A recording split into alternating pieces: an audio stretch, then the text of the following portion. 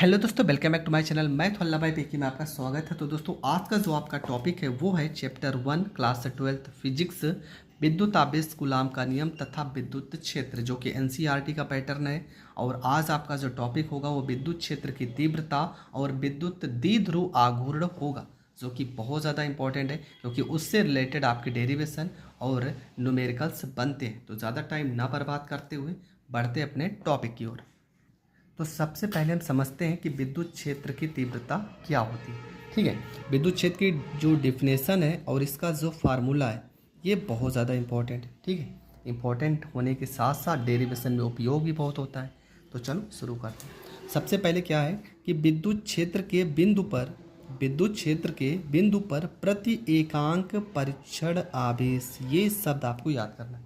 प्रति एकांक परीक्षण आवेश पर लगने वाले बल को उस बिंदु पर विद्युत क्षेत्र की तीव्रता कहते हैं। ठीक है, किसी भी विद्युत क्षेत्र के बिंदु पर अगर प्रति एकांक परीक्षण आवेश पर लगने वाले बल को उस बिंदु पर विद्युत क्षेत्र की तीव्रता कहते हैं। इससे इससे प्रदर्शित करते हैं। मान लो डिफिनेशन आपको थोड़ा कठिन लग रहा है तो आप ऐसे भी लिख सकते हो कि विद्युत क्षेत्र में, ठीक है, एकांक परीक्षण आवेश क्यू नॉट और उस पर लगने वाला बल के अनुपात को विद्युत क्षेत्र की तीव्रता कहते हैं। ठीक है, एकांक परीक्षण आवेश पर लगने वाला बल और परीक्षण आवेश के अनुपात को, बटे का मतलब क्या होता है, अनुपात को विद्युत क्षेत्र की तीव्रता कहते हैं। तो आप इस तरह से भी लिख सकते हो, लेकिन ये डिफिनेशन ज़्यादा बेटर हमको लग रहा है। जो भी आपको सरल लगे आप लिख सकते हो। तो क्या लिखा गया है कि विद्युत क्षेत्र के बिंदु पर प्रति एकांक परीक्षण आवेश पर लगने वाले बल को उस बिंदु पर विद्युत क्षेत्र की तीव्रता कहते हैं। इसे ई से प्रदर्शित करते हैं। फार्मूला हो जाएगा ई बराबर एफ बटे में क्यू नॉट, जहाँ पे एफ क्या है, एफ आपका बल है और क्यू नॉट आपका क्या है, तो ये आपका परीक्षण आवेश है। परीक्षण आवेश है, ठीक है, परीक्षण आवेश है। बल का मात्रक आपको पता है न्यूटन होता है, आवेश का मात्रक कूलाम होता है। तो इसका जो मात्रक हो जाएगा वो आपका हो जाएगा न्यूटन प्रति कूलाम। ठीक है, इसका मात्रक जो हो जाएगा वो आपका हो जाएगा न्यूटन प्रति कूलाम। अब यहाँ पर एक शब्द लिखा है, कौन सी राशि है ये भी आपको पता होनी चाहिए कि यह एक सदिश राशि है। विद्युत क्षेत्र की तीव्रता कैसी राशि है, तो यह एक सदिश राशि है। यहाँ पर एक शब्द लिखा है क्यू नॉट, इसके बारे में थोड़ा से समझ लेते हैं। ठीक है, यहाँ पे क्यू नॉट बराबर क्या हो सकता है, क्यू नॉट को क्या क्या कहते हैं। पहली बात तो क्यू नॉट आपका जो होता है इसे टेस्ट चार्ज भी कहा जाता है। ये टेस्ट चार्ज इसको कहा जाता है। ठीक है, टेस्ट चार्ज कहा जाता है, मतलब परीक्षण आवेश कहा जाता है। दूसरी चीज़ क्या होता है, ये एक सूक्ष्म आवेश होता है। ये एक सूक्ष्म आवेश होता है, सूक्ष्म आवेश होता है। दूसरी चीज़ ये हमेशा धनात्मक होता है, ये हमेशा धनात्मक आवेश होता है। ठीक है, तो क्यू नॉट के बारे में ये तीन चीज़ें आपको पता होना चाहिए। इसे टेस्ट चार्ज कहते हैं, सूक्ष्म आवेश होता है, धनात्मक आवेश होता है। हाँ, राशि अगर पूछेगा तो राशि तो आपको अदिश ही बताना है कि क्यू नॉट एक अदिश राशि है। परीक्षण आवेश को हम अदिश राशि कहते हैं। आपने पढ़ा होगा एफ का एक फार्मूला पढ़ा था, एफ बराबर में 1/4 पाई एप्सिलॉन नॉट, यहाँ पे Q1 Q2 बटे में यहाँ पे R²। ठीक है, यहाँ पे हम रख भी सकते हैं। ठीक है, आने वाले इसका जो नेक्स्ट वीडियो होगा वहाँ पर इसके हम डेरिवेशन को भी क्लियर करेंगे, तो वहाँ पे हम इसके बारे में अच्छे से समझेंगे। यहाँ पे सिर्फ हम विद्युत क्षेत्र की तीव्रता के बारे में पढ़ रहे हैं, तो उसके बारे में हम ज़्यादा नहीं सोचेंगे। हाँ, राशि आपको याद कर लेना है, इसका मात्रक याद कर लेना है, न्यूटन प्रति कूलाम हो जाएगा।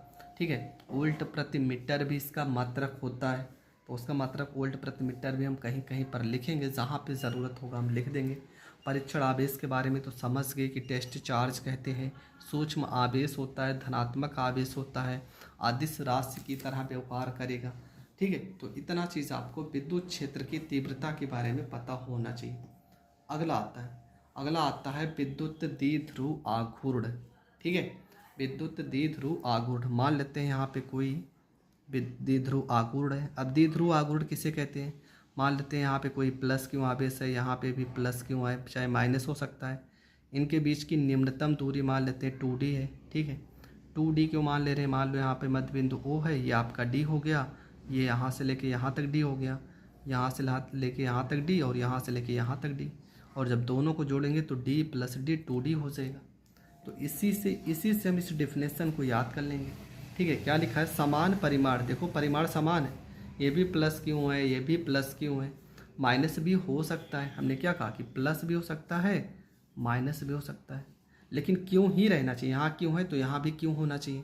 तो लिखा समान परिमाण तथा विपरीत प्रकृति के दो आवेश, आवेश अलग अलग हो सकते हैं, यहाँ प्लस है तो माइनस हो सकता है। ठीक है, वैसे माइनस वाला यही वाला केस लेके हम चलते हैं, ज़्यादा सही रहेगा कि समान परिमाण तथा विपरीत प्रकृति के दो आवेश न्यूनतम दूरी पर, ठीक है, न्यूनतम दूरी पर रखे हैं, न्यूनतम दूरी पर रखे हैं तो आवेश मतलब क्यों, और न्यूनतम दूरी मतलब 2D के गुणनफल को विद्युत द्विध्रुव आघूर्ण कहते हैं।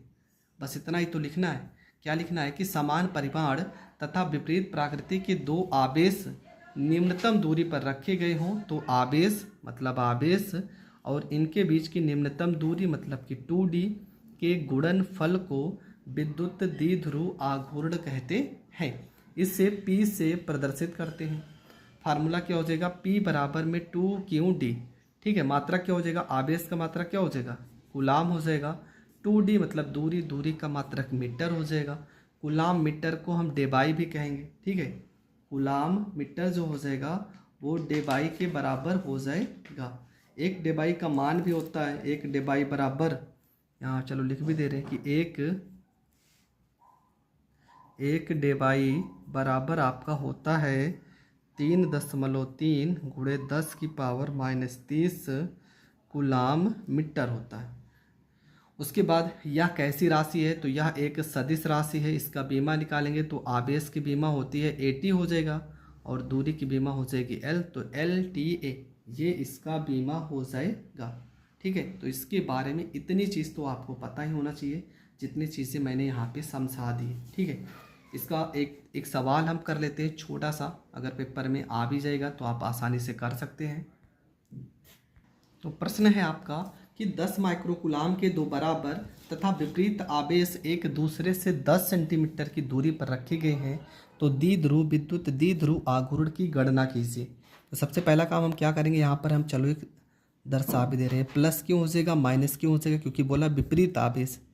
और इस पर यह भी 10 माइक्रोकूलाम है, ये भी आपका 10 माइक्रोकूलाम है।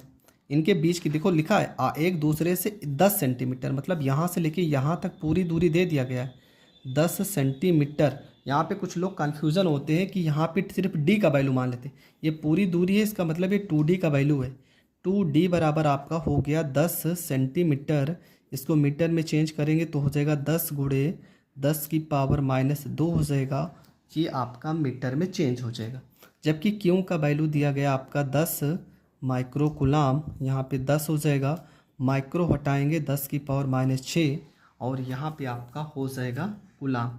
फार्मूला P बराबर हो जाएगा Q गुणे में यहाँ पे 2D हो जाएगा, यहाँ P बराबर हो जाएगा Q का वैल्यू 10 गुणे 10 की पावर -6, 2D का वैल्यू 10 गुणे 10 की पावर -2 हो जाएगा। यहाँ पे देखो 6 में 2 जोड़ेंगे 8, यहाँ पे 10 की पावर 1 प्लस में है, यहाँ भी 1 प्लस में है, तो देखो ये भी +1 2 हो जाएगा, ये -2 कट जाएगा, आ जाएगा सीधा सीधा 10 की पावर -6। मात्रक क्या हो जाएगा, मात्रक हो जाएगा कूलाम मीटर हो जाएगा।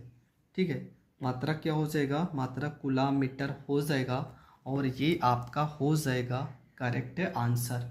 तो विद्युत द्विध्रुव आघूर्ण के सवाल, विद्युत क्षेत्र की तीव्रता, ये दोनों चीज़ें हमने समझ ली हैं।